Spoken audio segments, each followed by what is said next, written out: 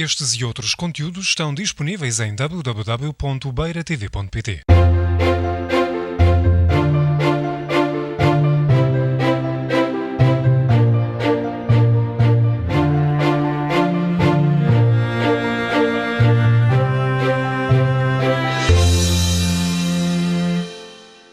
A apresentação que vou realizar decorre não de um projeto de investigação, mas antes de um conjunto de reflexões que tenho vindo a fazer a partir da minha área de investigação, que se relaciona com a identidade corporativa, que vejo não como a elaboração de logótipos e de estacionário para empresas, mas antes como uma visão integrada de empresas e de regiões. E, portanto, além disso, cruzas também com um conjunto de posicionamentos meus muito pessoais, que se prendem com o facto de ter crescido no distrito de Castelo Branco, embora não aqui em Idanha, os problemas da região onde cresci são, na essência, os mesmos. O início da apresentação relaciona-se com aquilo que temos e, à partida, podem ser alguns pontos vistos como pontos negativos, embora depois já chegaremos. É importante para mim, para podermos saber como resolver como resolver os problemas, primeiro conhecê-los. E, portanto, alguns dados indicam que as aldeias, a nível nacional, mas sobretudo na nossa região do interior, estão cada vez mais desertificadas, abandonadas à sua sorte e engolidas pela vegetação. Nem mesmo as que estão nos arredores de algumas capitais de distrito escapam. Isto é uma notícia publicada no Diário de Notícias a 4 de abril de 2010. E isso surge muito provocado pelo êxodo rural, inicialmente de pequenas aldeias para cidades também pequenas e posteriormente para outras cidades maiores, mas sempre acompanhados pela saída para o estrangeiro. A nossa região perdeu, segundo os últimos censos de 2011, perdeu quase 1% da sua população residente, portanto isto numa década, considerando ainda que há um fator positivo que não tenho aqui, mas que há também algumas pessoas a vir. Portanto, e essas pessoas normalmente vêm com algumas ideias um pouco mais frescas. E assim, aquilo que acompanha e que nós encontramos no nosso território é, de forma cada vez mais frequente, uma população envelhecida que está a tomar uma proporção cada vez maior face à juventude. Aquilo que encontramos é também uma assimetria muito grande entre toda a faixa litoral e a faixa interior do país, a zona da Raia em particular. Em termos de turismo, e estes dados são já um pouco antigos, mas referem que a origem das dormidas define o centro como um destino claramente dominado pelos turistas portugueses e com uma proporção de turistas estrangeiros que não ultrapassa os 27%. Relativamente à indústria, temos a nível nacional vindo a observar algumas alterações substanciais, nomeadamente um número crescente das micro e pequenas empresas, que até alguns anos atrás totalizavam cerca de 95%. Neste momento, segundo um estudo feito em 2010, as micro e pequenas e médias empresas, PME, portuguesas, representam 99,9% do tecido empresarial português, mas são responsáveis por 2/3, 60,9% do volume de negócio do setor empresarial português. Já as grandes empresas, que são 0,1% do total, são responsáveis por 39,4%. Daí que não vejo estes dados como um fator negativo, mas antes considero fundamental encararmos, e inclusivamente da perspectiva do ensino na qual eu me insiro, fundamental que os nossos alunos comecem a pensar para pequenas empresas, pequenos negócios e para eles próprios serem mais empreendedores. Relativamente à nossa indústria, quando comparada com outros países, e sobretudo se falarmos com alguns grandes países como China e Índia, nós vamos ver que comparativamente temos, genericamente, uma produção em série que é mais limitada, uma indústria assente na produção de produtos, mais ainda do que de serviços, embora esteja a mudar. Em muitos setores ainda continuamos a replicar processos de produtos que são feitos em outros e concebidos em outros países e particularmente no artesanato isso é mais frequente.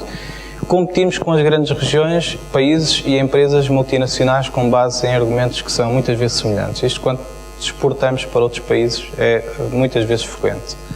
Especificamente a nível do artesanato, parece que deixámos de pensar nas necessidades e continuámos apenas a replicar processos. E deixámos de adaptar os utensílios que eram produzidos manualmente para cumprir uma determinada necessidade e continuámos simplesmente a replicar e utilizar aquele saber fazer acumulado, mas que na verdade o produto final acaba por não ter um público. E ainda, portanto, temos algumas lacunas a nível de comunicação. Em 2003 e 2007, por analogia aquilo que se passa nos países, com base em 1000 empresas escalonadas pela Design Ladder, o Danish Design Center e a Danish National Agency for Enterprise realizaram um estudo para avaliar os benefícios económicos do design. O estudo estabeleceu uma relação entre investimentos em design e lucro.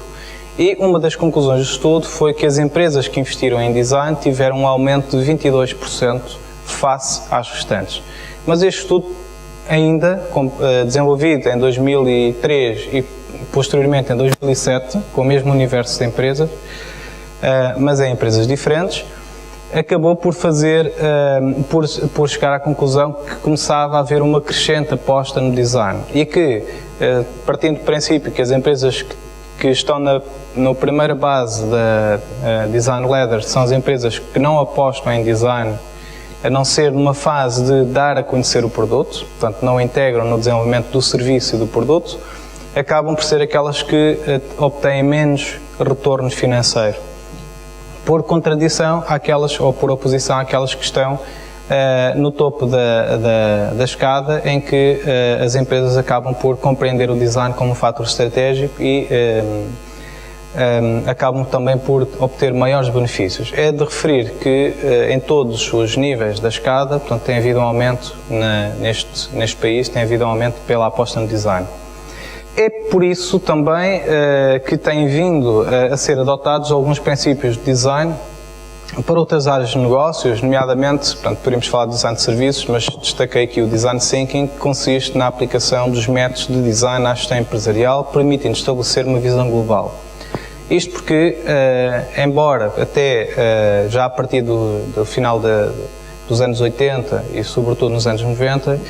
a gestão de design começou a ser algo cada vez mais frequente, mas ainda assim, portanto, tem alguma dificuldade em ser um princípio interiorizado por muitas empresas, uma vez que ele parte da perspectiva dos designers e não dos empresários.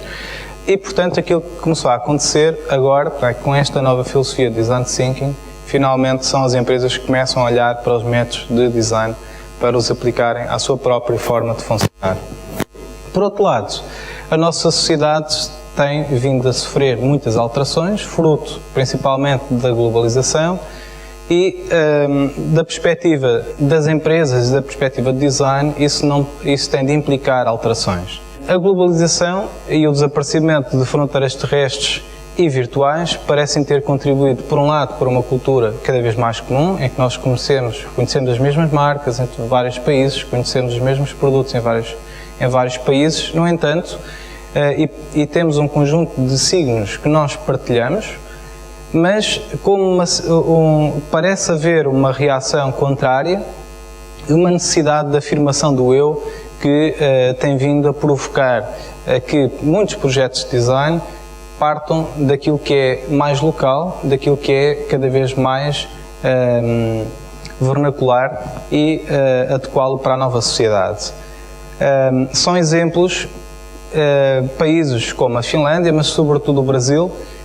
que a partir de 1995 desenvolveu o Programa Brasileiro para o Design, que consiste na projetação de produtos e serviços que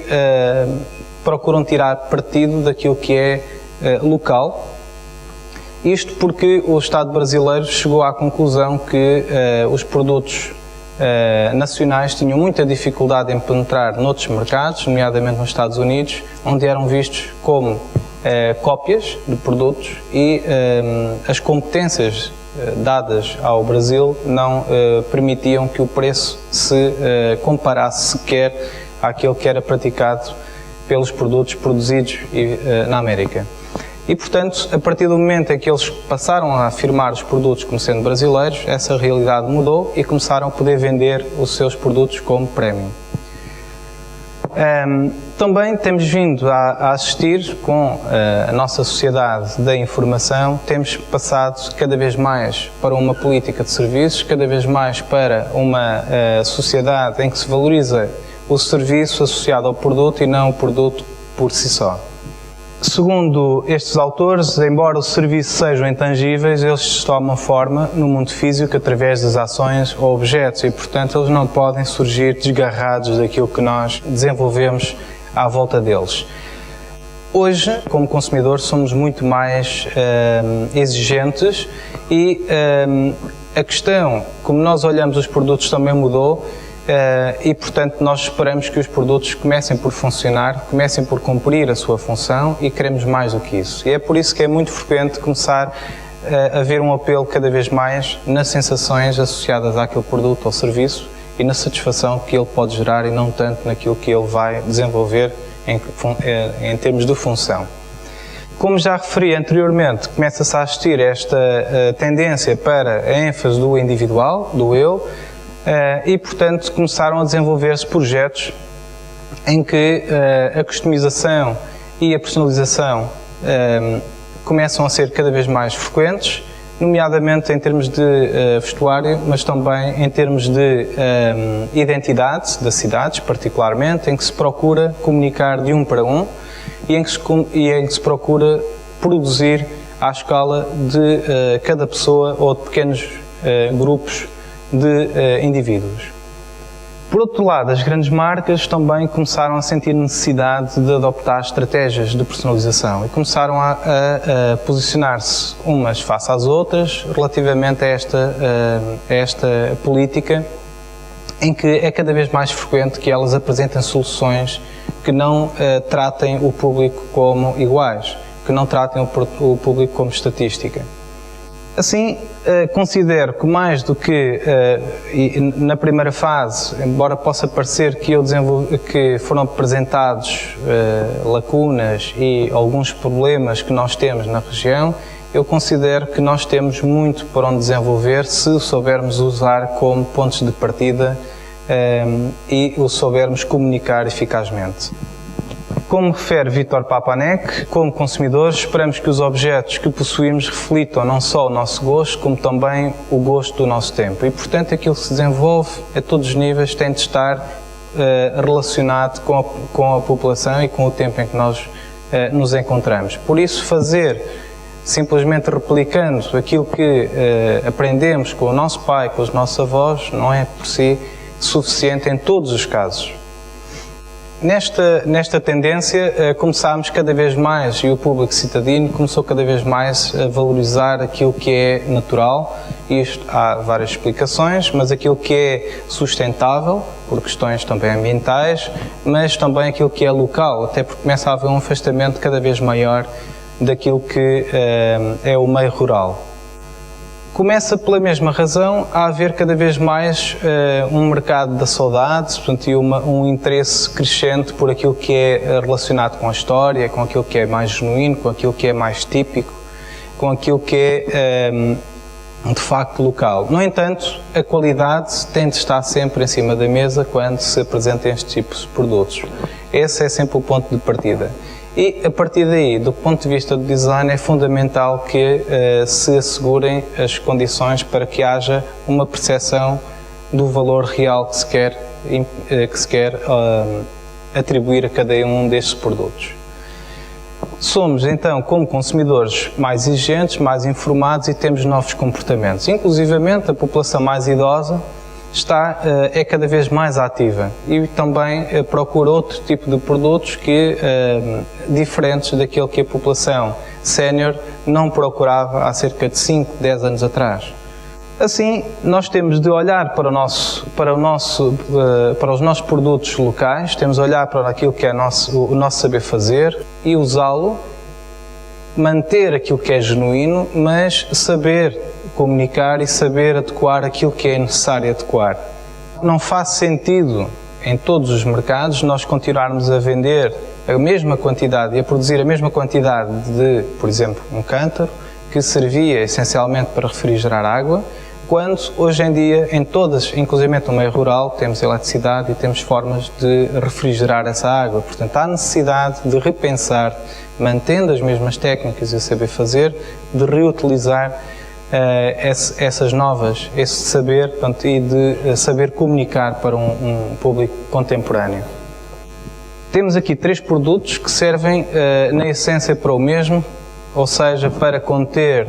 azeite. 2 deles são para servir à mesa, um deles é para vender diretamente o azeite ao produto, ao consumidor final, mas são vendidos de formas completamente diferentes. O primeiro deles é o único que é português, os 2 segundos da direita são 2 casos italianos. A diferença é que o nosso português é vendido no mercado, em cima de uma tenda, muitas vezes improvisadas, em cima de uma manta, e o segundo é vendido de uma embalagem, foi repensada, é produzido industrialmente e é comunicado a quem verdadeiramente se interessa. O segundo é comunicado a quem surge naquele local quando está a vender. É necessário, se nós olharmos para o último caso, nós podemos ver que é possível usar materiais locais, é possível usar o saber fazer e tirar partido daquilo que é regional, valorizando mais do que se nós continuarmos a vender os mesmos produtos na feira. Enquanto conceito de design, o significado é o que confere expressão e sentido ao objeto, diz John Escott. E é isso que considero como designer nós temos de fazer. Temos de saber aliar aquilo que é o modo como mostramos o nosso produto àquilo que é o desempenho desse mesmo produto ou serviço. Assim, aquilo que considero essencial para a nossa região e para o país no sentido geral é que é fundamental começarmos a dialogar mais, a criar experiências integradas que não sejam aquelas que temos vindo a assistir em pequenos negócios, pequenas empresas de forma muito isolada e fragmentada, procuram remar cada um por si. Um turista, ou qualquer que seja o público para o qual nós comuniquemos, leva um programa, não vai fazer quilómetros para visitar algo muito pequeno e precisa de informação. Portanto, não faz sentido nós pensarmos apenas num segmento e olharmos para uma parte da fotografia. Temos de saber criar uma experiência e essa experiência tem de ser comunicada e tem de corresponder àquilo que é a nossa promessa. Assim, é essencial nós termos meios de orientação eficazes, mas que sejam sustentáveis e que sejam bem integrados na paisagem, mas também que consigam desempenhar a sua função. Eles não têm de ser, obviamente, amigos do ambiente, mas ao mesmo tempo eles têm de cumprir aquilo para o que eles são desenvolvidos. É também essencial que estes meios de comunicação não sejam apenas mapas e sinais quaisquer, que eles sejam desenvolvidos em atenção sempre com o perfil do utilizador principal. Da mesma maneira, alguns países têm vindo a desenvolver algumas estratégias de comunicação integradas, como, por exemplo, o Sul de Tirol, uma região italiana, que dá provas de como é possível esquecer limites concelhios, como é possível esquecer com as políticas, como é possível esquecer a concorrência das empresas e aliar-se em projetos integrados que conseguem vender a partir de uma só marca aquilo que são produtos, aquilo que são empresas, aquilo que são experiências de turismo e aquilo que é uma região como um todo, sem anular aquilo que é a identidade e o mercado específico de cada um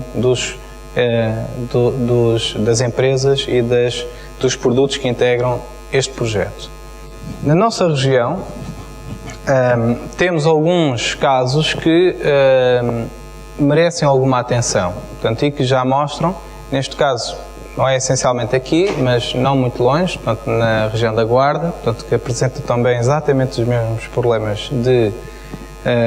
Castelo Branco e da Idenha a Nova, Este é um caso, um restaurante no qual nós podemos observar como toda a experiência e todo o conceito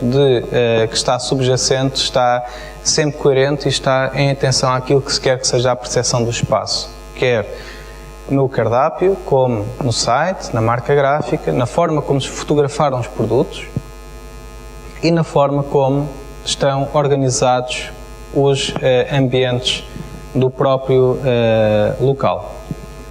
Também temos vindo a assistir a um crescente número de produtos que vêm a ser desenvolvidos rentabilizando matérias-primas regionais e aquilo que muitas vezes são desperdícios, que são reutilizações e reciclagens de excedentes de determinados setores e que depois são reutilizados e que são inclusivamente um excelente contributo e aliado se nós pensarmos que o quanto faz sentido utilizar um material biodegradável associando a um produto biológico, por exemplo. Mas é também essencial que a comunicação faça e destaque cada vez mais aquilo que é a visão integrada de toda a gama de produtos que fazem parte de um projeto, mas também que tirem partido daquilo que é o mais importante e mais genuíno daquele tipo de produto que estamos a visualizar. E muitos outros projetos que poderíamos estar a desenvolver aquilo regionalmente, estes em concreto foram desenvolvidos em Barcelona, o que dá que pensar se olharmos para aquilo que temos à nossa volta, portanto, em relação ao desenvolvimento de design. No entanto, aquilo que efetivamente tem falhado é que nós olhamos pouco para nós. E então aquilo que eu penso que tem de ser feito aqui é olhar mais para dentro, é olhar mais para o pormenor e valorizar mais aquilo que temos à nossa volta. Um outro caso no Brasil, em que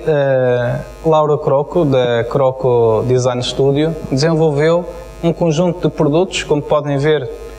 que vão desde a cerâmica aos revestimentos para parede, papel, até aos têxteis, com a estamparia, simplesmente a partir da observação daquilo que é uma pilha de pinheiros, pronto, que tinha no seu quintal, e a partir daqui começou a desenvolver um projeto que está hoje a ser industrializado, utilizando algo que é uma matéria-prima que temos aqui em nosso redor e que está tão desaproveitado. Para finalizar, apenas mostrar, portanto, que é também essencial que os projetos estejam centrados no utilizador e que estejam centrados naquilo que é o público-alvo do mesmo, e que esse utilizador seja integrado no projeto de design.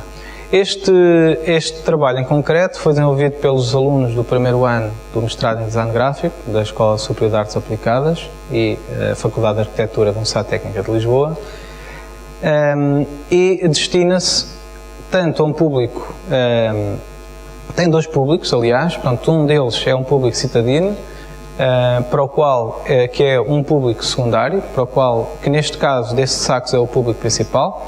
mas tem depois um público-alvo que são os agricultores. E os agricultores ainda subdividem em dois grupos, que serão os jovens agricultores e o agricultor que se dedica mais a uma agricultura de subsistência. E este trata-se de um composto para fertilizar a terra, não é um adubo, e este próprio composto é feito a partir de transformação de outros materiais excedentes de outras culturas, como sejam hectares, mas não só. Inclusivamente tem alguns excedentes relacionados com a construção civil, e aquilo que foi feito foi um projeto de investigação, que foi neste caso com a Escola Superior Agrária, que permitiu que este composto fosse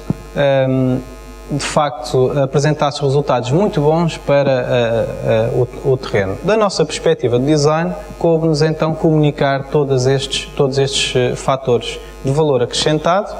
e tratando-se de um produto reciclado, houve a preocupação também de desenvolver e de encontrar um material que fosse também ele compatível com o tipo de produto que estamos aqui a falar. Assim, portanto, embora a imagem não permita perceber, aqui a zona que estão a ver a castanho na imagem é uma transparência que permite ver o produto, apresentando, mas não em demasia para que ele, em contacto com a luz solar, não se estrague, e contém um conjunto de informação obrigatória legalmente, mas também mais infográfica por comparação aos concorrentes, e finalmente dizer que este trabalho, portanto o plástico que foi aqui usado é biodegradável em determinadas condições, para que não se degrade antes de se vender o produto nem pouco tempo depois, e ainda dizer que todo o trabalho de desenvolvimento da marca foi alvo de um focus group junto dos vários públicos antes de o lançar para o mercado. Muito obrigado.